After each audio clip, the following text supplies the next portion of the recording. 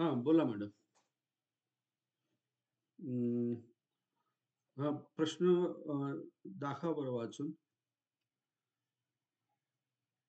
कोणते नवीन प्रश्न आलेले आहेत ते? Hello, Ahire madam. हो सर, एक मिनिट हां. हां, म्हणजे मी जे रिसर्च मेथोडॉलॉजीवरती तुम्हाला जे पिक्चर्स पाठवलेत, फोटो पाठवले आणि ते कोणत्या टॉपिकवर आहे, कोणत्या विषयावरती आहे, ते मी खाली लिहिलेलं आहे. काही ठिकाणी 2-2, 3-3 फोटो ते सलग टाकलेले आहेत. तर तिथे मी लिहिलेलं आहे.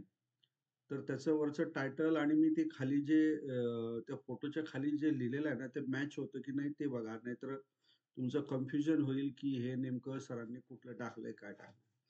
तर त्यामध्ये कन्फ्युजन नाही होणार सर. माहिती बरोबर आहे.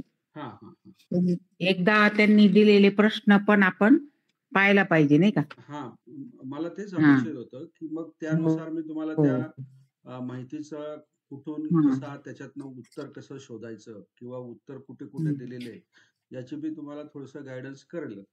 मला थोडे जर तुम्ही प्रश्न पत्रिकेतील प्रश्न जर मला हां. सांगितले, तर त्यात आणखी परत 2-3 टॉपिक राहिलेले आहेत. परंतु ते टॉपिक तुम्हाला आत्ता एवढ्या लवकर म्हणजे फर्स्ट सेमिस्टरला हां. असतील किंवा नसतील, ते मला एवढं डाऊट आहे. कारण ते नमुना पद्धत वगैरे, नंतर संख्यांक पद्धतीमधले वेगवेगळे प्रकार, हे सुरुवातीला नसतील. सुरुवातीला आराखडा, समस्या, त्याचे वैशिष्ट्य, अभ्यासकाच्या बाकीच्या गोष्टी, नंतर विषय कसा फायनल करायचा, त्याच्या पायऱ्या काय, म्हणजे रिसर्च मेथॉडॉलॉजीच्या पायऱ्या काय, स्टेप्स काय, हे म्हणजे प्रारंभिक आणि मूलभूत माहिती जी आहे, ती माहिती तुम्हाला या फर्स्ट सेमिस्टरला असावी. तर तुम्हाला तुम्ही म्हटले होते की मॅडमनी तुम्हाला काही पाठवलेलं आहे. पण हो, ते हो. अस्पष्ट आहे. तर अस्पष्ट. हां, तर त्यावरचे जे काही टॉपिकचे नावं जर असतील, तर ते मला कळवा. म्हणजे मॅडमने हो. कोणत्या टॉपिकवरती पाठवलेलं. मग माझ्याकडे जे काही उपलब्ध असेल किंवा माझ्याकडे जे काही माहिती आहे, त्या टॉपिकवरती मी तुम्हाला ते व्यवस्थित समजून सांगेल. म्हणजे ते पिक्चर क्लिअर होईल. हं? हं. हां, तर हां, बोला. बघा सर, आता एका वाक्यात वगैरे ते सोपे आहे. त्याचे उत्तर भेटले. हां, पण मोठे प्रश्न जे आहेत ना, हां. तर त्याच्यापैकी संशोधन म्हणजे काय? ते सांगून संशोधनाच्या व्याख्या सांगा. हे आता तुम्ही पाठवलं त्याच्यात आलेलं आहे. त्याच्यात आलेलं आहे. अ, स बरोबर. हां, संशोधन आराखडा यावर सविस्तर माहिती लिहा. तो पण अ, पाठवलेला आहे मी. हां, पांडुलिपी ग्रंथाचे संपादित करीत असताना कोणकोणत्या बाबी लक्षात घेतल्या पाहिजेत? पांडुलिपीचे महत्त्व विशद करा. अच्छा. बरं, बरं. हां, मोठा प्रश्न आहे हा. हां, आणि हां. हं. प्रश्न चौथा 600 शब्दातल्या यासाठी संशोधनाचे प्रकार सांगा किंवा सामाजिक संशोधनाचा अर्थ आणि व्याख्या आणि सामाजिक संशोधनाचा उद्देश स्पष्ट करा. 600 शब्द? हो, 600 शब्दात. म्हणजे 10 मार्काला एक प्रश्न येतो. हो. मग आता हे पण मी तुम्हाला पाठवलेलं आहे बरं का. हां, प्रकार 3 पाठवले तुम्ही. 3 प्रकार आहेत ते. हो. सामाजिक त्याच्यामध्ये आहेच आणि परत त्याचे डिटेल्स पण आहेत. बरं, हो. बरं. आणखी? आणखीन संशोधन अहवालाची उद्दिष्टे सांगा. अहवाल संशोधन. लेखन यावर माहिती सांगा. हां, हे पण दिलेलं आहे अहवाल लेखन. म्हणजे हाऊ टू हो. Write thesis. त्याच्या हो. ज्या स्टेप्स आहेत ते पण मी पाठवलेलं आहे. बरोबर. तुलनात्मक संशोधन याविषयी माहिती सांगा. बरं, बरं. हां, हां. तुलनात्मक ठीक आहे. कंपॅरेटिव्ह तो हं, सेपरेट टॉपिक मी तुम्हाला आणखी डिटेल पाठवतो. ओके. हं. बरं. आता बाकीच्या याच्यात संशोधन म्हणजे काय? हां. संशोधनाच्या व्याख्या लिहा. हं, हा एक म्हणजे तुम्ही दिला त्याच्यात आहे. हं. आणि संशोधन आराखडा यावर सविस्तर माहिती लिहा. तर तुम्ही ते पायऱ्या पाठवल्या त्याच का मग? हो, हो, हो. हो, हो. आणखी संशोधन आराखड्याचे डिटेल्स पण पाठवलेत ना मी. हो, हो, हो. 2 पेजेस आहे वाटतं त्याचे. हां. ठीक आहे. आणखी परत जर मला आढळले आणखी कुठे काही चांगल्या व्यवस्थित नोट्स, तर मग मी पाठवतो. परंतु ह्या हां. ज्या नोट्स पाठवल्या मी, ह्या अगदी सफिशियंट आहे तुम्हाला. भरपूर हो. त्याच्यावरती तुम्ही स्वतःचं पण नॉलेज वापरून त्याच्यामध्ये लिहू शकता. हो. त्यामध्ये आणि जे पाठवले ना त्याचे प्रिंट काढून घ्या. हो, प्रिंट WhatsApp काढून घेतो सर. हां, छान WhatsAppवर दिले पण. हां, हां. त्यांच्यापेक्षा तुमच्या प्रिंट एकदम लवकर लक्षात आल्या कारण त्यांनी पाठवल्या ना त्या एकदम अशा डार्क आहे, काही हाताने लिहिलेल्या. बरं, त्या बरं, बरं. समजत पण नाही आम्हाला. हं. हां, नाही ठीक आहे. ते पाठवण्यात त्यांची असेल, पण ते आपण हो, हो. वाचा. नाही ते आपण वाचा. भरपूर त्याच्यातलं कळालं, हां, जे समजतंय ते लिहून घेतलं. बरं, पण बरं. असं अस्पष्ट असल्यामुळं त्याच्यात तेवढा हे नाही येत ना लिखाणाला. मला पाठवाल का त्या? त्या नोट्स मला पाठवा. हो, हो. तुम्हाला पाठवून देतो मी सर. हां. मी पण वाचतो. त्यामध्ये नेमकं काय दिलेलं आहे. हो, हो, आणि हो. त्यामध्ये आपण सुधारणा करू. आपला फायदा जसा होईल तसं करायचं आपण, नाही का? हो, बरोबर. हां, हां. तसं शोधून लिहिलंय. फक्त हां, तुलनात्मक दृष्ट्या जो आहे ना हां. कंपॅरेटिव्ह रिसर्च स्टडी हां, ते पाठवतो. त्याच्यावरच हां, पाठवतो. अडतंय. पाठवतो. तोच प्रश्न अडतोय. हां, बाकी हां. चाललंय मग लिहायचं काम. हं, हं. तुम्हाला सगळ्या विद्यार्थ्यांना मी नेहमी वारंवार सांगतो, की प्रत्येक टॉपिक तुमचा जो असेल, मग हा रिसर्च मेथोडॉलॉजीचा असेल, व्याकरणावरचा असेल, विभक्तीचा असेल किंवा निबंधाचा असेल किंवा आता आपल्याला धम्मपदातील काही वग्ग शिकायचे आहेत किंवा जे काही कन्सेप्ट आहेत, पटीच्य समुत्पाद, आर्य अठ्ठांगिक, मग्ग वगैरे वगैरे. तर हे टॉपिक जे आहेत ना, हे 2-2, 3-3 पेज स्वतःच्या अक्षरात लिहून काढा. तुम्ही असा सराव केला तरच परीक्षेमध्ये तुमचा टिकाव लागेल. कारण वेळ कमी असेल, तुमचा लिहिण्याचा आता आपण सगळेजण अगदी म्हणजे प्रत्येक जण 15-15, 20-20 वर्षांनी 5-5, 10-10 वर्षांनी अभ्यासाला लागलेलो आहोत. आणि लिखाणाची तर सवयच नाही राहिलेली. त्यामुळे लिखाणाची जितका तुमचा अभ्यास भरपूर झाला, तसं लिखाणाची सराव सुद्धा तुमचा भरपूर झाला पाहिजे. नाहीतर मनामध्ये भरपूर आहे, पण ते हात तुम्हाला जर साथ देत नसेल, तर तुम्ही तिथे अपयशी ठराल. म्हणून मी वारंवार सांगतोय, की नोट्स काढा, नोट्स काढा.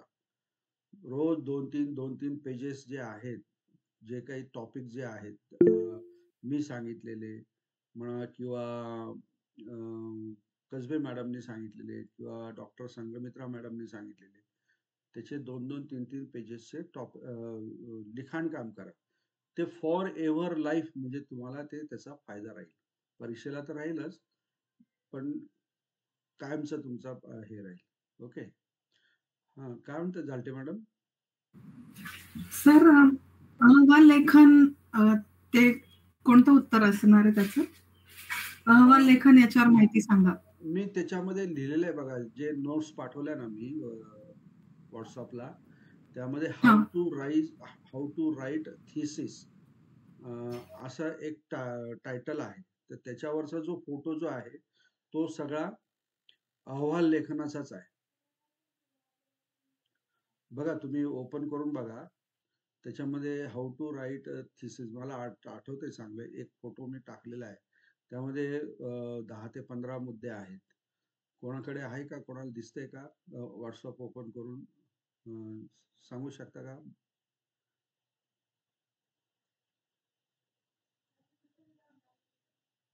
माझ्या मोबाईलची पण बॅटरी डिस्चार्ज झाली, त्यामुळे तो लावला याला. तो एकदमच हे झालेला.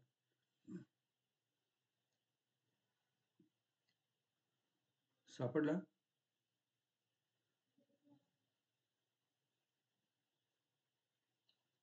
बघताय का कोणी? हो, हो. बघतोय. सर नाहीये ते. हाऊ टू राईट थिसिस नाहीये. नाहीये? मला दुपारी तर मी एक मिनिट माझ्याच मोबाईलमध्ये बघतो.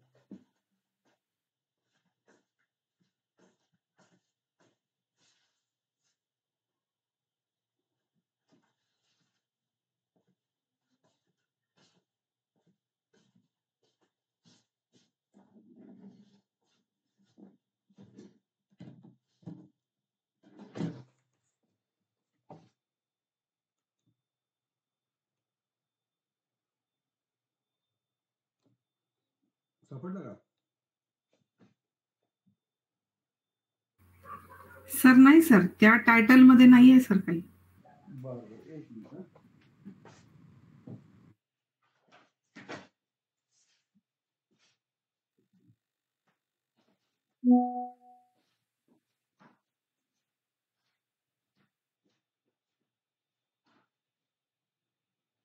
हं.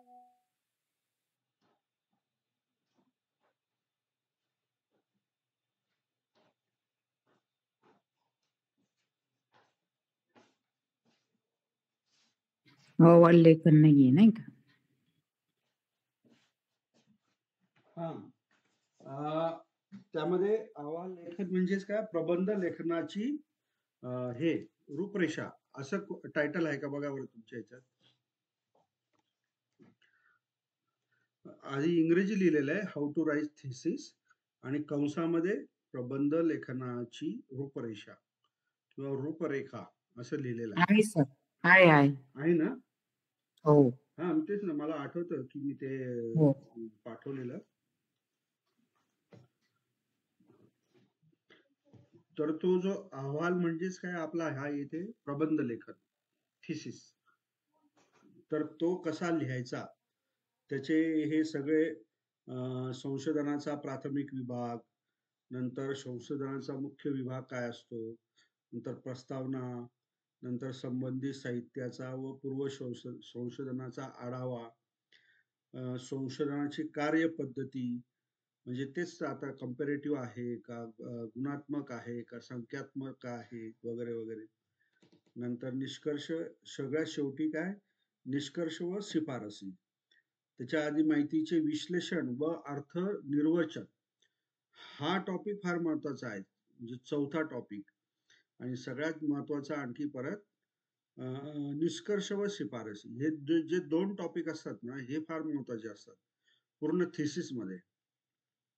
कारण वरचा जो दुसरा तिसरा जो टॉपिक असतो, तो दुसरा तिसरा टॉपिक हे फक्त डाटा कलेक्शनचं असतं. म्हणजे आपण ज्या विषयावरती संशोधन करत असतो, तर त्याचं डाटा कलेक्शन जे आहे सगळीकडनं, ते गोळा आपण करत असतो, आणि त्याच्यावरनं मग नंतर चौथ्या याच्यामध्ये आपण त्याचं अनालायसिस करत असतो की हा विषय असा आहे, इथे दिलेला आहे, याचा संबंध असा आहे, याचा रेफरन्स असा आहे, याचा अर्थ असा होऊ शकतो, ज्याचा अर्थ असा नाही होऊ शकत, असं अनालायसिस आपण चौथ्या याच्यामध्ये करतो.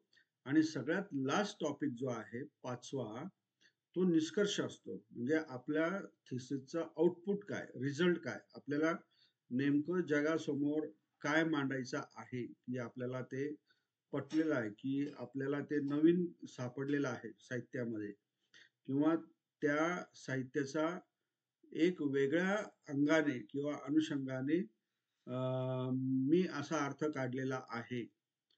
हे तुमचं शेवटच्या प्रकरणामध्ये, पाचव्या प्रकरणामध्ये येत असतं, निष्कर्षामध्ये, फायनल याच्यामध्ये, कन्क्लुजन. तर हा लेखनाचा एक हे आहे, रूपरेखा आहे.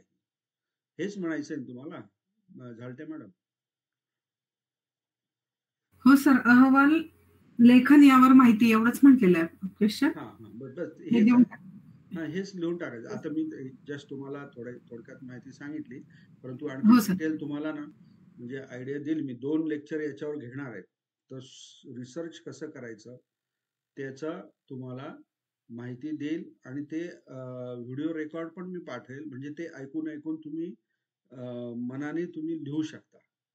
आणि सगळ्यात सोपा विषय आहे हा, एकदा क्लिक झाला की तुम्ही भरभरून तुम्ही लिहू शकता त्याच्यामध्ये. ओके, अजून येस कोणाला सर. काय विचारायचंय काही?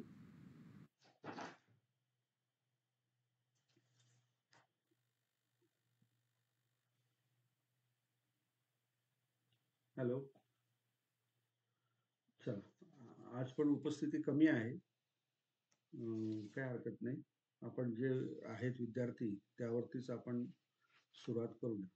तर तुमच्या निबंध लेखनामध्ये ती लक्षण हा एक कंपोजिशन आहे, निबंध आहे. तर त्यावरती आज मी बोलणार आहे. तर तुम्हाला कल्पना आहे की भगवान बुद्धांनी 3 लक्षणं सांगितलेली आहेत. कशाचे 3 लक्षणं सांगितले? कसं ती लक्षणं भगवा कथेती या कथी, म्हणजे भगवान बुद्ध तीन लक्षणांवरती बोलतात किंवा बोलले. ओके. तर हे 3 लक्षणं कशाचे आहेत हे तुम्हाला आधी समजलं पाहिजे. तर हे 3 लक्षणं जे आहेत ते आधी धम्मस्य ती लक्षणं, म्हणजे धर्माचे 3 लक्षणं. तर कथमो 3 लक्षणं कोणचे आहेत? कथमं 3 लक्षणं कोणचे आहेत? पहिला जो आहे तो दुःख आहे. दुसरा जो आहे तो काय आहे? अनंत आहे. आणि तिसरा जो आहे तो काय आहे? अनिच्छ. हे 3 लक्षणं जे आहेत हे बुद्ध साहित्यामध्ये खूप खूप मोठा रोल आपल्याला त्यांचा आहे. आणि भगवान बुद्धांची जी की फिलॉसॉफी जी आहे ते समजण्यासाठी खूप महत्वाची आहे. कारण याच्या आधारेच, ह्या तिघांच्या आधारेच व्यक्ती जो आहे, ज्या व्यक्तीला ह्या तिन्ही गोष्टी व्यवस्थित समजल्या तो निर्वेद प्राप्त करतो. निर्वेद प्राप्त करतो म्हणजेच काय? दुःखातून मुक्त होतो किंवा निब्बाण प्राप्त करतो. ही निब्बाण प्राप्त करण्याच्या अगोदरची ही तयारी आहे. तर ह्या कन्सेप्ट जर तुमच्या लक्षात नाही आल्या तर तुम्ही तुमच्या चैतसिकाच्या स्तरावरती तुम्ही तशी तयारी करत नाही किंवा तसे आचरण करत नाही किंवा तसं कर्म करत नाही. तर ह्या तिन्ही गोष्टी जशा क्लिक झाल्या की माणसाला बरोबर तो जो मार्ग जो भगवान बुद्धांनी सांगितलेला आहे, सोतापन्न वगैरे, सगदागामी, अनागामी, अहर्त आणि निब्बाण, हा जो मार्ग सांगितलेला आहे. आणि दुसरा जो मार्ग जो आहे 8 ध्यानाचा जो मार्ग आहे तो 8 ध्यानाचा सुद्धा मार्ग भगवान बुद्धांनी सांगितलेला आहे. आता यामध्ये महत्वाचं सांगायचं की भगवान बुद्धांना ज्ञान प्राप्त झालं ते नेमकं कोणत्या विधीमुळे प्राप्त झालं, म्हणजे अशी कोणची पद्धत होती, भगवान बुद्धांनी असं काय केलं, कृती अशी काय केली किंवा असा कोणचा विचार केला की त्यांना ज्ञान प्राप्त झालं. हा शोध घेणं पण फार आपल्यासाठी महत्वाचं आहे. आपण भगवान बुद्धांची फिलॉसॉफी आपण वाचतो, समजतो. आपल्याला माहिती आहे की भगवान बुद्धांनी दुःखाचा शोध लावला, दुःख कसं नाहीसं करायचं ते पण सांगितलं वगैरे वगैरे. पटीच्य समुत्पाद सांगितला, अष्टांगिक मार्ग सांगितला, प्रज्ञा सांगितली, समाधीचे प्रकार सांगितले, शीलाचे 3 प्रकार सांगितलेत, विनयाचे प्रकार सांगितले. हे सगळं ठीक आहे. परंतु जसेही भगवान बुद्ध घरातून बाहेर निघाले तो कोणता विचार घेऊन बाहेर निघाले, त्यांच्या मनामध्ये काय होतं? तर असा जर प्रश्न केला तर कोणीही म्हणेल की भगवान बुद्धांना काय दुःखाचा शोध घ्यायचा होता म्हणून ते बाहेर निघाले.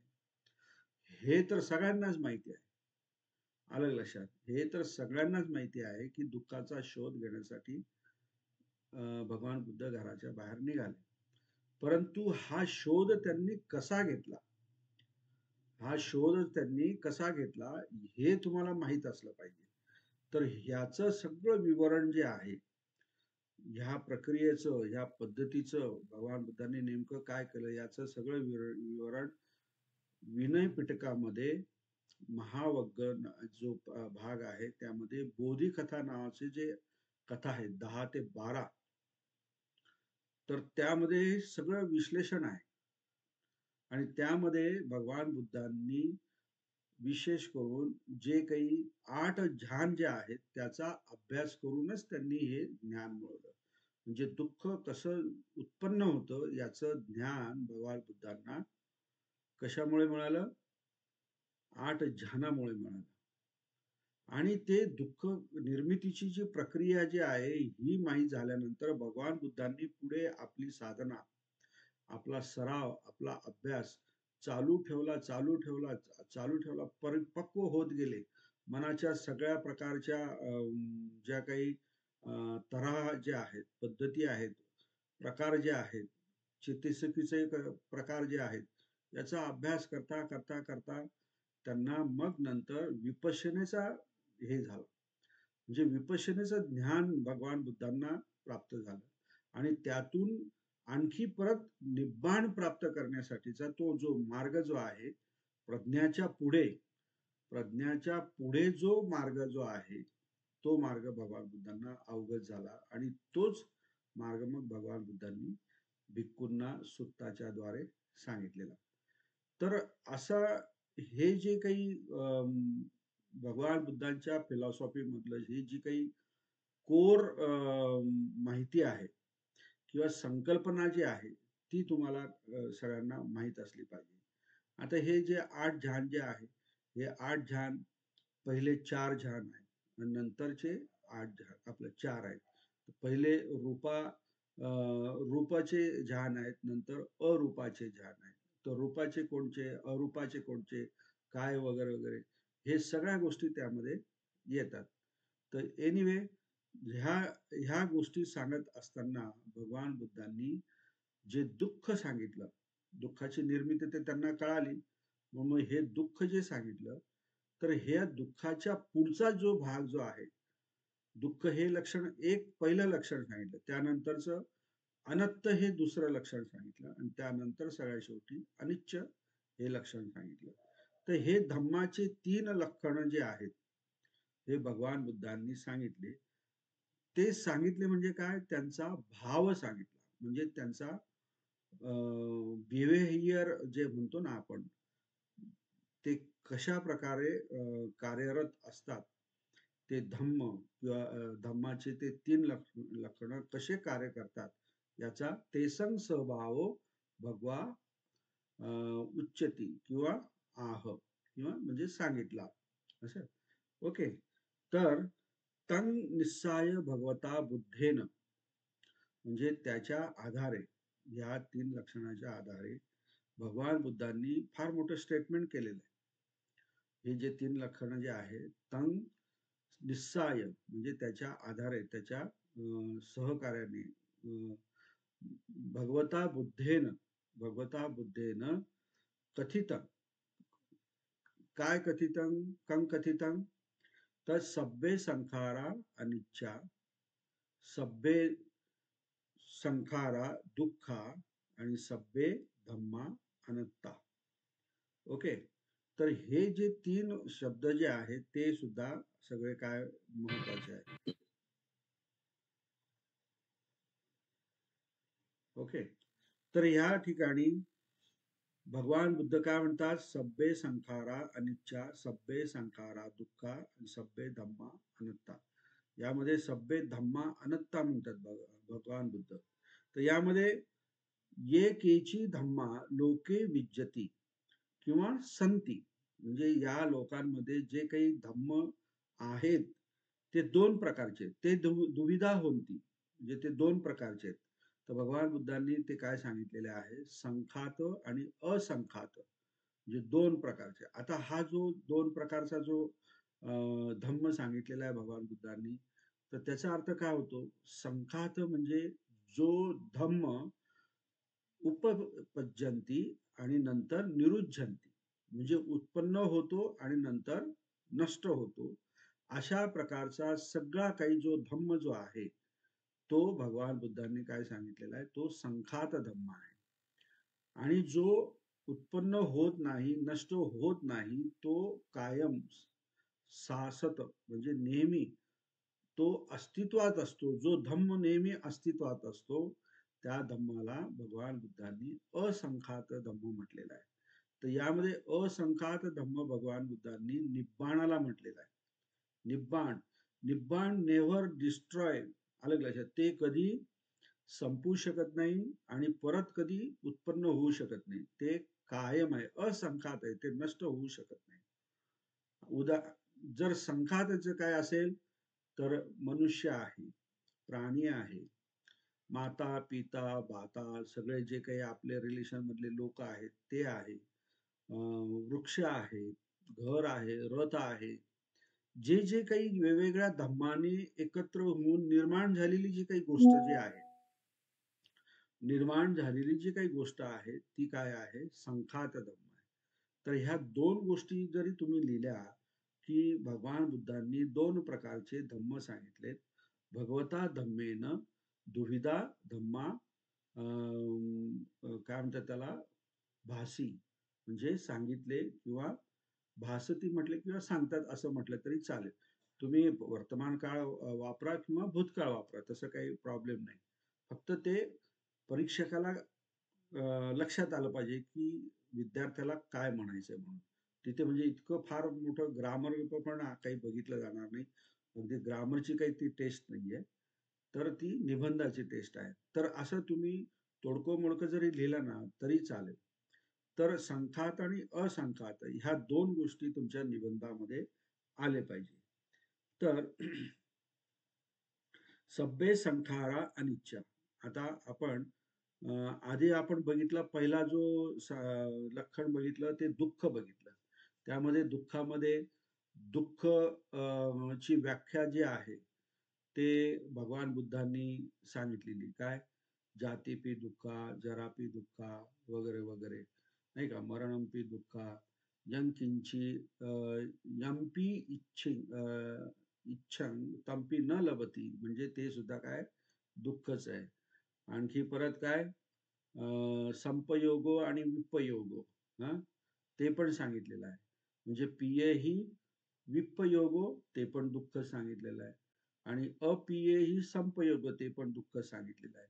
तर हे जे दुःख जे आहे, हे दुःख तुम्ही जर समजा व्यवस्थित तुमच्या लेव्हलला तुम्ही जर जाणून घेतलं की हे दुःख आहे, हे जर तुम्ही स्वीकार केलं, तर त्याच्या पुढची पायरी जी आहे की हे दुःख जे आहे ते परिज्ञेय, ह्याचा बुद्धीच्या स्तरावरती तुम्ही स्वीकार करायचा आहे. ते जाणून घ्यायचं आहे की अरे हे दुःख आहे, हे काय आहे, मला ज्या काही दुःखद वेदना होत आहेत चित्ताच्या स्तरावरती म्हणा किंवा शरीरावरती म्हणा वगैरे वगैरे, ते हे दुःख आहे हे मानलं पाहिजे. आपण त्याचा स्वीकार केला पाहिजे, आणि हे परिज्ञेय आहे, हे जाणून घेण्यास योग्य आहे किंवा जाणलं पाहिजे, हा दुसरा भाग आहे. त्यानंतर मग त्यानंतर तिसरा भाग म्हणजे काय, परिज्ञात. मी हे तुम्हाला काल परवा पण सांगितलेलं, म्हणजे ते आता मी पूर्ण जाणलेलं आहे. आणि त्यानंतरचा जो समुदाय जो आहे, त्या दुःखाचं जे कारण आहे त्याचा शोध घेतल्यानंतर हे कारण दुःखाचं आहे याचा तुम्ही स्वीकार केला पाहिजे.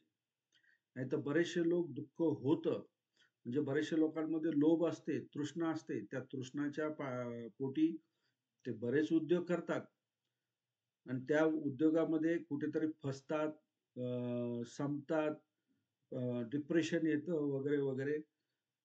परंतु ते कारण जे आहे ते ह्या आपल्या अशा अशा कारणामुळे झालेलं आहे, त्याला ते स्वीकारच करत नाही, मानतच नाही. ते कारणाला, त्या कारणाला ते मानतच नाही, बुद्धीच्या स्तरावरती ते मानतच नाही. आणि त्यानंतर ते जर समजा तुम्ही मानलं, तर मग पहा तब्बंग, म्हणजे ते कारण जे आहे ते कारण तुम्ही नष्ट करण्यास योग्य आहे किंवा केलं पाहिजे, हे तुम्ही जाणलं पाहिजे. आणि हे जाणल्यानंतर ते पाहत म्हणजे शेवटी ते दुःख जे आहे, हे दुःख जे आहे ते मी जाणलं पूर्णपणे, दुःखाचं कारण मी जाणलं, आणि आता ते काय केलं पाहिजे, पहिनं म्हणजे ते काय केलं पाहिजे, नष्ट केलं पाहिजे. हे तुम्ही अनुभवाच्या स्तरावरती ते जाणलं पाहिजे. ही तिसरी स्टेप आहे. दुसऱ्या आर्य सत्याची ही तिसरी स्टेप आहे. त्यानंतर आता हे तुम्हाला कारण समजलं, सगळं झालं, हे नष्ट करायला पाहिजे सगळं वगैरे. मग त्याचा जो निरोध जो आहे, म्हणजे त्या तृष्णेचा निरोध जो आहे, ते निरोध जो आहे तो पण तुम्ही बुद्धीच्या स्तरावरती स्वीकार केला पाहिजे. नंतर त्याचा साक्षात्कार केला पाहिजे, याची सुद्धा तुम्हाला जाणीव पाहिजे. म्हणजे सच्ची कथं तब्बंग, सच्ची कथ तब्बंग, म्हणजे साक्षात्कार म्हणजे स्वतः ते जाणलं पाहिजे. आणि सच्चिकतंग म्हणजे त्याचा साक्षात्कार केला, ही तिसरी स्टेप ही तुमची निरोध जे आहे त्याच्या संदर्भामध्ये तुमचं आलं पाहिजे. आणि सगळ्यात शेवटी जो चौथा जो आहे म्हणजे मार्ग जो आहे, पटिपदा जो आहे, तो काय? यासाठी भगवान बुद्धांनी जे दुःख उत्पन्न झालेलं आहे, जे कारण जे उत्पन्न झालेलं आहे, ते दुःख नष्ट होऊ शकतं, निरोध होऊ शकतो, हे भगवान बुद्धांनी सांगितलंय. तर त्याचा काहीतरी एक मार्ग विशेष प्रकारे भगवान बुद्धांनी सांगितलंय. हे तुम्ही बुद्धीच्या स्तरावरती स्वीकार केला पाहिजे. म्हणजे भावेतब्ब म्हणजे त्याची भावना, अभ्यास केला पाहिजे.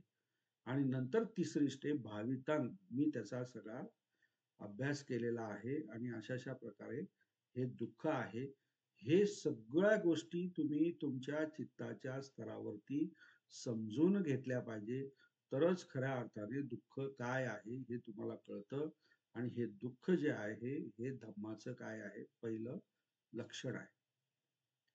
त्यानंतर भगवान बुद्ध भिक्खूंना सांगतात, अनंतच्या संदर्भामध्ये सांगतात. अनंत, तर ह्या अनंतामध्ये ऍक्च्युली ह्या अनंत जो आहे तो दुसऱ्या वेळा सांगितलेला आहे का तिसऱ्या नंबरवर सांगितलेला आहे, याच्यावर पण थोडस कॉन्ट्रावर्सी आहे. तर हा जो अनंत जो आहे हा प्रकार बघा, हे पुस्तक जे आहे हे विनय पिटक आहे. याच्यामध्ये बोधी कथा म्हणून जो भाग जो आहे त्या भागामध्ये भगवान बुद्धांनी ह्या सगळ्या अनंत आणि अनिच्छ हे सांगितलेलं आहे. तर भगवान बुद्धांनी दुःखाचं हे झाल्यानंतर भगवान बुद्धांनी अनंत सांगितलेलं आहे. तर भगवान बुद्ध काय म्हणतात की काय अनंत? आता ह्या अनंत शब्दावरती आपण थोडस चर्चा करू. अनंत म्हणजे इतर लोकांनी जे बुद्ध धम्माचा मनापासून अभ्यास करत नाही किंवा डीप मध्ये जात नाही, त्यांनी त्याचा अर्थ जो आहे तो कसा घेतलेला आहे? अनंत म्हणजे काय? अनात्म. अनात्म, अनआत्म. जर भगवान बुद्धांनी आत्म हाच विषय किंवा हाच शब्द किंवा हा प्रकार जर नाकारलेला आहे, तर अनंताचा ट्रान्सलेशन अनात्म कसं होऊ शकतो? अगदी साधी बाब आहे, नाही का? सरळ बाब आहे. अनात्म हा त्याचा ट्रान्सलेशन अनंत ह्या शब्दाचं होऊच शकत नाही. परंतु सर्रासपणे मराठीमध्ये, हिंदीमध्ये, नंतर इंग्रजीमध्ये सुद्धा ह्या शब्दाचं सगळीकडे उच्चार किंवा नमूद केलेलं दिसून येतं. त्यामुळे इथेच भगवान बुद्धांच्या ही जी अनंताची कन्सेप्ट आहे ना, तिथेच त्याचा काय होतो म्हणजे शब्दशल होतो. जी संकल्पनाचा जो खरा अर्थ जो आहे तो काय होतो? दूर जातो किंवा चुकीच्या दिशेने जातो. तर आत्त म्हणजे काय? स्वतः, मी, स्वतः. पंचस्कंदांनी बनलेला जो कोणी व्यक्ती जो आहे तो स्वतः, त्याला भगवान बुद्धांनी आत्त म्हटलेला आहे. आत्त ही आत्मनो नाथ म्हणजेच काय? स्वतःच स्वतःचा कोण आहे? तुम्ही मालक आहात. तुम्ही जर आत्मा हा जर समजा तुम्ही त्याच्यावरती जर समजा ट्रान्सलेशन केलं तर आत्माच स्वतःचा आत्माच हा नाथ आहे असं तुम्ही म्हणू शकत नाही. तर हे भगवान बुद्धांनी खूप चांगल्या पद्धतीने सांगितलेलं, परंतु ब्राह्मण म्हणा किंवा इतर तत्वज्ञानी जे लोक आहेत त्यांनी त्याला ट्विस्ट करून भगवान बुद्धांच्या ह्या संकल्पनेला एक चुकीची दिशा देऊन टाकली. तर हे जे आहे हे तुम्हाला शिकताना यालाच रिसर्च म्हणतात. यालाच रिसर्च म्हणतात की ज्या गोष्टी दिलेल्या आहेत त्याचा शोध घेणे, त्याला रिसर्च म्हणतात. पुन्हा पुन्हा पुन्हा पुन्हा एकच ओळ असले तर कुणी त्या ओळीचं वरती वेगळ्या पद्धतीने मत मांडेल, तेही सत्य असू शकतं. त्याच ओळीवरती आणखी काही लपलेला जर अर्थ असेल, शोध असेल, तर तो दुसरा व्यक्ती मांडू शकतो, तेही सत्य असतं. यालाच रिसर्च म्हणतात. म्हणून हा जो अनंत शब्द जो आहे याचा अर्थ काय आहे? मी स्वतः पंचस्कंधांनी बनलेला. याच्यामध्ये कुठल्याही प्रकारचा हे नाही, म्हणजे काय, अंधश्रद्धा नाही किंवा भावनात्मक विषय नाही. मी स्वतः बस. आता ते कसं स्वतः, ते भगवान बुद्ध दुसरं जे लक्षण जे आहे त्यामध्ये सांगतात. तर काय काय अनंत आहे भगवान बुद्धांनी, मनुष्य पंचस्कंदांनी तर बनलेला आहे. तर हे पूर्ण पंचस्कंद जे आहेत तेच स्वतः आपण नाहीत, असंच भगवान बुद्धांनी सांगितलेलं आहे. मनुष्य तो पंचस्कंदांनी बनलेला आहे असंही म्हणतात भगवान बुद्ध, परंतु ते तुमचे नाही. अनात्त म्हणजे ते तुमचे स्वतःचे नाही, तुम्ही स्वतः ते नाही, असं भगवान बुद्ध म्हणतात. तर बघा किती भगवान बुद्धांनी अगदी म्हणजे काय म्हणतात त्याला, ह्या पद्धतीने मांडलंय आणि ह्या पद्धतीने मांडलंय. का? की तुमच्या मनामधून ही जी काही पंचस्कंदाने बनलेली जी काही बॉडी आहे किंवा जे चित्त चेतसिका जे आहे, याच्याची जी अटॅचमेंट जी आहे ती काय झाली पाहिजे? दूर झाली पाहिजे, होते. आणि हे समजून सांगितलेलं आहे. तर बघा काय आहे पंचस्कंद. पंचस्कंद काय आहे? रूप आहे. पहिला भाग काय आहे? रूप आहे. दुसरा भाग काय आहे सांगू शकतो कोणी? बोल, माहितीये तुम्हाला? हा, संज्ञा. वेदना. बरोबर. संज्ञा आणि प्रज्ञा. हा प्रज्ञा आणि संज्ञा. हा संज्ञा. हा. आता हे जे पंचस्कंद सांगताना त्याचा सिक्वेन्स मात्र तुमचा चुकला नाही पाहिजे, कारण भगवान बुद्धाच्या प्रत्येक टीचिंग मध्ये क्रोनॉलॉजी आहे. ती काही असं भगवान बुद्धांनी म्हणत आपण आता जसं सांगितलं, आपल्या जसं लक्षात आलं आपण सांगू देतो, पण तसं लक्षात ठेवायचं नाही. आणि जर क्रोनॉलॉजीनी लक्षात ठेवलं तर तुम्हाला ते कायमच लक्षात राहतं. तर पहिल्यांदा भगवान बुद्धांनी रूप सांगितलेलं आहे, त्यानंतर वेदना सांगितलेलं आहे, त्यानंतर काय आहे? संज्ञा सांगितलेला आहे, संखार आणि नंतर विज्ञान. हे जे 5 स्कंद जे आहेत हे भगवान बुद्धांनी काय सांगितलंय? अनंत आहे, हे आपले स्वतःचे नाही. आता भगवान बुद्ध काय म्हणतात? रूपं भगवे अनंता, म्हणजे रूप जे आहे ते अनंत आहे, ते आपलं नाही.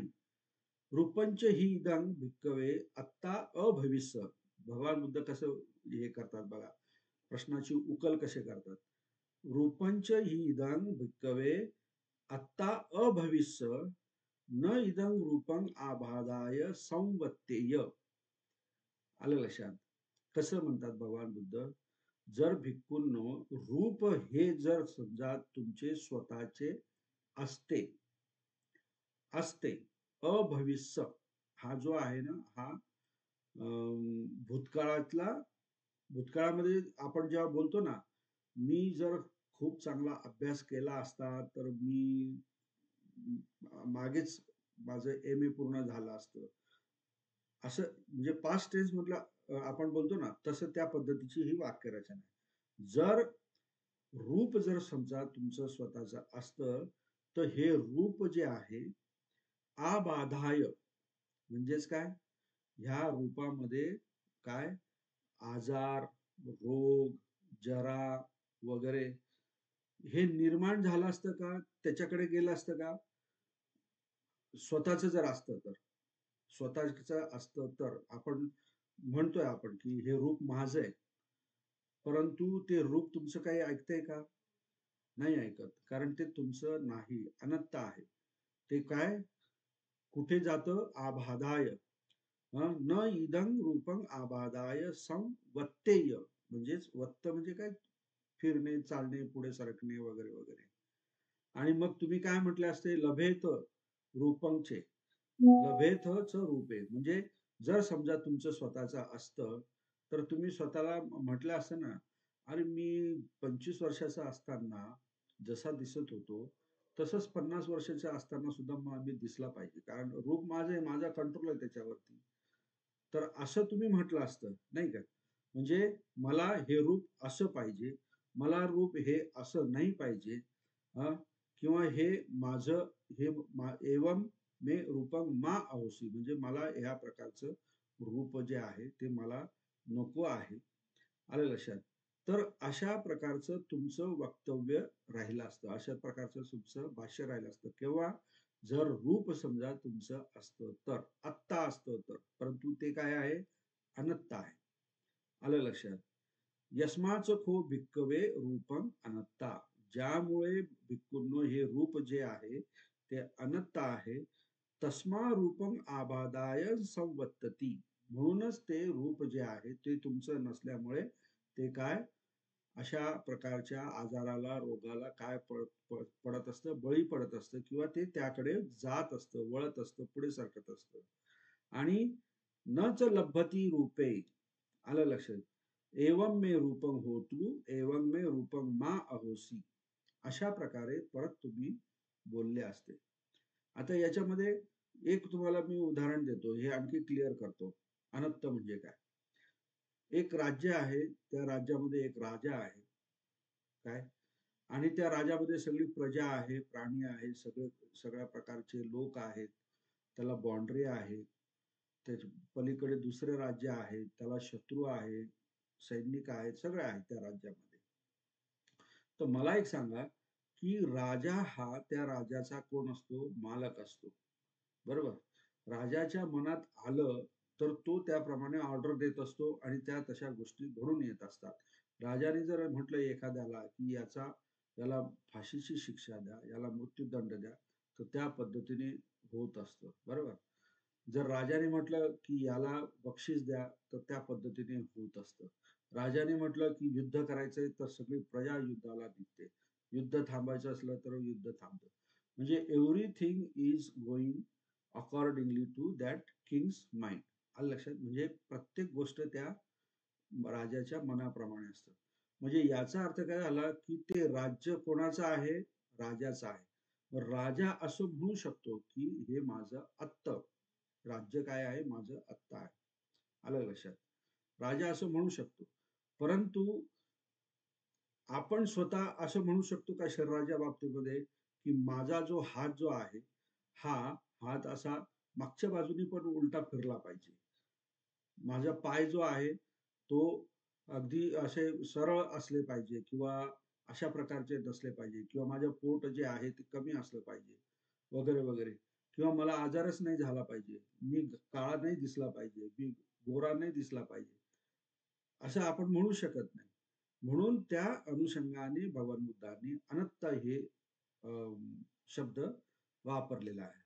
तर अशा प्रकारे रूपाच्या बाबतीमध्ये भगवान बुद्ध म्हणतात. नंतर मग ह्या रूपावरती उमटलेली जे काही वेदना ज्या आहेत त्या सुद्धा अनत्त आहे. त्या सुद्धा काय आहे? अनत्त आहे. जर समजा तुम्ही उन्हात उभे राहिले आणि तुम्हाला जर उष्णता जाणवत असली, तर तुम्ही म्हणाल का नाही मला हे उष्णता नको आहे, मला तो शीतल स्पर्श झाला पाहिजे. तर तसं होऊ शकत नाही. म्हणून ह्या वेदना सुद्धा कोणत्याही असो, सुखद वेदना असो, दुःखद वेदना असो, असुखद अदुःखद, ज्या 108 प्रकारच्या वेदना आहेत त्या सुद्धा तुमच्या नाहीत. म्हणून भगवान बुद्ध काय म्हणतात? वेदना अनत्ता, वेदनाच हि इदं भिक्कवे आत्ता अभविष्य. म्हणजे वेदना जर समजा तुमच्या स्वतःच्या जर असत्या तर न इदं वेदना आबादाय संवत्तेय, लभेतच वेदनाय, म्हणजे मला अशा प्रकारच्या, आम्हाला अशा प्रकारच्या, किंवा तुम्हाला अशा प्रकारच्या वेदना लाभल्या पाहिजे. कशा? एवं मे वेदना होतो, मला अशाच प्रकारच्या वेदना हो, एवं मे वेदना मा होसी, मला अशा प्रकारच्या वेदना न हो. ज्यामुळे यस्माच खो भिक्कवे वेदना अनत्ता, ज्याच्यामुळे ह्या वेदना ज्या आहे ह्या अनत्ता आहे, म्हणून त्यामुळे वेदना ह्या काय आहे? वेदना काय आहे? अनत्ता आहे. आलं लक्षात? तर अशा प्रकारे वेदनाच्याही संदर्भामध्ये भगवान बुद्ध हे सांगतात. त्यानंतर तिसरा जो पंचस्कंदाचा भाग जो आहे तो कोणता आहे? संज्ञा. तर संज्ञाच्याही बाबतीमध्ये भगवान बुद्ध तेच म्हणतात, संज्ञाच ही इदं भिक्कवे आत्ता अभविष्य. जर त्या तुमच्या स्वतःच्या असतात तर त्या सुद्धा काय तुम्हाला त्रास म्हणा, किंवा आजार, किंवा रोग वगैरे याच्याकडे त्यांनी तुम्हाला नेलं नसतं. आणि तुम्ही काय म्हटले असते, लभेतच संज्ञाय म्हणजेच काय, एवम मे संज्ञा होतु एवम मे संज्ञा मा होसी. तर अशा प्रकारे संज्ञा, नंतर संस्कार आणि नंतर विज्ञान, ह्या पाचही स्कंद जे आहेत, हे पाचही स्कंद जे आहेत ते स्वतःचे आपले नाही. आलं लक्षात. मग हे जर भगवान बुद्ध इथे सांगतात, तर यामध्ये स्वतः मी नाही, म्हणजे माझे नाही किंवा मला हे नको आहे असं म्हणण्याचा काही चान्सेसच नाही अनंतामध्ये. कारण हे सगळं शरीर जे आहे हे कलापांनी बनलेलं आहे, याच्यावर तुमचा कंट्रोल नाही, त्याच्या वेदनावर कंट्रोल नाही, संज्ञावर कंट्रोल नाही, कशावर, विज्ञानावर कंट्रोल, म्हणजे चित्त आणि चेतसिकावरती तुमचा काही कंट्रोल नाही. तर हे सगळं काय आहे, अनंत आहे. या अनुषंगाने भगवान बुद्धांनी हा विषय, दुसरं जे लक्षण जे आहे हे लक्षण स्वतःला समजलं गेलं पाहिजे. पहिलं दुःखाचं मी तुम्हाला सांगितलं, तिसरं आता हे अनंत वगैरे सांगितलं. ओके. तर त्यानंतर भगवान बुद्ध म्हणतात अनिच्छ, हे सुद्धा एक लक्षण आहे. आता हा अनिच्छचा जो भगवान बुद्धांचा जो संकल्पना जी आहे, संकल्पना म्हणण्यापेक्षा जो सिद्धांत जो आहे, हा तर सगळीकडे लागू होतो, सगळीकडे लागू होतो. सगळ्या म्हणजे निर्जीव वस्तूला पण लागू होतो आणि सजीव वस्तूला पण लागू होतो, इव्हन पृथ्वीला सुद्धा लागू होतो हा नियम. म्हणजे कोणतीही गोष्ट परमनंट नाही, हा भगवान बुद्धांनी एक संदेश दिलेला आहे. अनिच्छ, अनित्य. तर भगवान बुद्ध काय म्हणतात की हे जे 5 स्कंद जे दिलेले आहेत, हे 5 स्कंद सुद्धा काय आहेत, अनित्य आहे. हे सुद्धा काय, बदलत राहतात. मग त्याच्यामध्ये रूप सुद्धा आहे. भगवान बुद्ध म्हणतात रूपं नित्यं वा अनित्यं वाति, म्हणजे विचारतात भगवान बुद्ध, रूपं नित्यं किंवा अनित्य हे काय आहे. तर मग भिक्खू काय सांगतात की, भिक्खू म्हणतात की रूप हे काय आहे, अनिच्छ आहे. मग भगवान बुद्ध म्हणतात यं पण अनिच्छं दुःखं वा तं सुखं वाति, म्हणजे जे काही अनिच्छ आहे ते एक सुख आहे का, तर नाही, यं पण नित्यं दुःखं वा तं सुखं वाति. अच्छा, म्हणजे जे पण नित्य दुःख आहे किंवा ते जे सुख आहे ते काय आहे, तर आपले भिक्खवे काय म्हणतात, ते काय आहे, दुःख आहे. म्हणजे जे जे काही अनित्य आहे ते सगळं काय आहे, दुःख आहे. मग यं पण नित्यं दुःखं विपरिणाम धम्मं, म्हणजे जे दुःख जे आहे की ज्याचा परिणाम विपरिणाम धम्म आहे.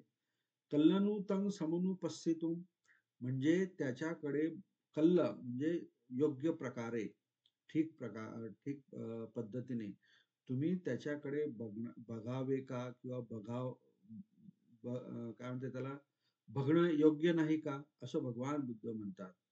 मग त्यामध्ये भगवान बुद्ध म्हणतात एतं ममम एसो अहस्मिम एसो मे अत्ताती, म्हणजे त्याकडे बघताना तुम्ही असं म्हणू शकता की एतं मम म्हणजे मग काय, मी आहे, किंवा एसो अहस्मी म्हणजे मी आहे, हा मी आहे असा, किंवा एसो मे अत्ताती हे माझं आहे असं म्हणू शकता का. तर भिक्खू काय म्हणतात, नो हे येतं, म्हणजे नाही भगवंता.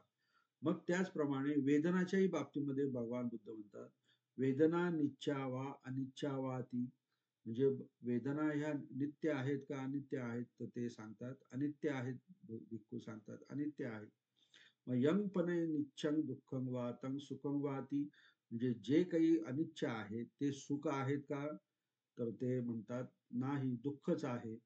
मग ते काय आहे, जे असं विपरिणाम धम्म जे आहे ते योग्य प्रमाणे बघण्यास योग्य नाही का. एतं ममं एसो अस्मिन् एसो मे अत्ताती, असं प्रकारे बघणं हे योग्य आहे का. कल्लनु समनुपस्थितुम असा शब्द आहे. तर नो हे तंग म्हणजे भगवान आपलं भिक्खवे काय म्हणतात, नाही बनते. तर अशा प्रकारे रूप, नंतर वेदना, संज्ञा, नंतर संखार आणि विज्ञान, हे सुद्धा भगवान बुद्धांनी काय सांगितलेलं आहे, अनंत अनिच्य सांगितलेलं आहे. तर अशा प्रकारे हे जे काही तीन लक्षणं जे आहेत, हे तीन लक्षणं धम्माचे तीन लक्षणं जे आहेत, हे भगवान बुद्धांनी व्यवस्थित सगळ्या भिक्खूंना किंवा ज्यावेळेस इसी पतनामध्ये भगवान बुद्ध चार आर्य सत्य सांगितल्यानंतर त्याच्या पुढच्या वेळेस म्हणजे चार आर्य सत्य सांगितल्यानंतर अनिच्य आपला अनंत आणि अनिच्य हे ज्या वेळेस सांगतात त्यावेळेस मग तो कौंडिन्य म्हणतो या त्यांच्या तोंडातून हा यं किंची काय समुदाय धम्मं सब्बंतं निरोध धम्मती, मग त्यांना तो ज्ञान प्राप्त होतं. आणि हे जे ज्ञान जे आहे भगवान बुद्धांना आधीच हे 8 ज्ञानाच्या माध्यमातून काय झालेलं असतं, प्राप्त झालेलं असतं. तर अशा प्रकारे हा जो तीन लक्षणाचा जो थिसिस जो आहे त्याच्यामध्ये काय काय आलं पाहिजे, तर हे तीन लक्षणं कशाचे आहेत, तीन लक्षणं धम्माचे आहेत, हे तुमच्या निबंधामध्ये आलं पाहिजे. त्यानंतर भगवान बुद्धांनी दोन प्रकारे जे धम्म सांगितले आहे, संकात धम्म आणि असंकात धम्म. तर हे तीन धम्म आपलं दोन धम्म सांगितले पाहिजे. संकात धम्म म्हणजे काय, की जे नष्ट होतात, उत्पन्न होऊन नष्ट होतात, आणि असंकात म्हणजे जे उत्पन्न होत नाही, नष्ट होत नाही, ते फॉर एव्हर अस्तित्वात असतात, असंखात. तर ही दुसरी गोष्ट पाहिजे. आणि तिसरी मग तुमचे जे काही हे जे आहेत तीन लक्षणं आहेत त्यामध्ये आधी तुम्ही दुःख सांगितलं पाहिजे, दुःखाची व्याख्या सांगितली पाहिजे. दुःखाची व्याख्या सांगितल्यानंतर त्याचे जे लक्षणं जे आहेत ते सांगितले पाहिजे. त्यानंतर मग हे आपलं काय अनंत, अनंत हे कशाबद्दलचं अनंत, काय जे आपलं नाही, तर पंचस्कंद जे आहे ते आपले नाही. त्यानंतर मग अनित्य काय आहे ते पंचस्कंद. हे एवढे 5-6 टॉपिक जर तुमच्या निबंधामध्ये जर दिसले परीक्षकाला तर 100% तो तुम्हाला चांगले मार्क देईल. तर अशा पद्धतीने आपण 3 लक्षणावरती भाष्य केलेलं मी तुम्हाला थोडक्यात हा निबंध लिहिण्याच्या दृष्टिकोनातून तुम्हाला हे मार्गदर्शन केलेलं आहे. अथवा याच्यातला आणखी जे भरपूर जे डीप मध्ये जाऊन जो धम्म जो आहे तो धम्म तुम्हाला या त्रिपिटकामध्ये सापडेल किंवा दिसेल, तो पण तुम्ही भविष्यामध्ये वाचण्याचा प्रयत्न करा. तर या ठिकाणी अशा प्रकारे आपण याचा ती लक्षणाचा हा निबंध जो आहे त्याच्यावर मी मार्गदर्शन केलेलं आहे. तुम्हाला ती लक्षणं हा मी पाठवलेला आहे व्हॉट्सअपला हे निबंध. तर त्यातला ते वाचा आणि मी जे काही सांगितलेलं आहे ते समजून घ्या. त्यातले जे काही सोपे सोपे वाक्य जे आहेत तुमच्या पद्धतीने मांडून तो निबंध लिहून घ्या. तर उद्याच्या दिवशी आपण धम्मपदाकडे वळू. धम्मपद जे आहे त्या धम्मपदाचे जे काही चित्तवग्ग आहे, अपमाद वग्ग आहे, बालवग्ग आहे, पंडित वग्ग आहे, पुष्पवग्ग आहे. तर ह्या वग्गांमध्ये भगवान बुद्धांनी कशा प्रकारे धम्म सांगितलेलं आहे ते पण मी थोडक्यात सांगण्याचा प्रयत्न करणार आहे. तर त्याच्यावरती तुम्ही नोट्स ह्या माझ्या रेकॉर्डिंगवरनं काढून घ्या आणि लिहून काढा. बाकी काही कोणाला अडचण, काही विचारायचं आहे, आणि त्याच्यानंतर मग आपण रिसर्च मेथोडॉलॉजीचे 2 आपण लेक्चर घेऊ. आपण 5 तारखेपर्यंत हा सगळा आपला पोर्शन आपण संपवणार आहोत. 5 तारखेनंतर तुम्हाला सेल्फ स्टडीसाठी सुट्या मिळतील, म्हणजे आपला क्लास तिथे थांबेल. माझा तरी थांबेल, ज्याचा कोणाचा राहिला असेल पोर्शन ते घेतीलच. ओके, कोणाला काही विचारायचंय, बोलायचंय?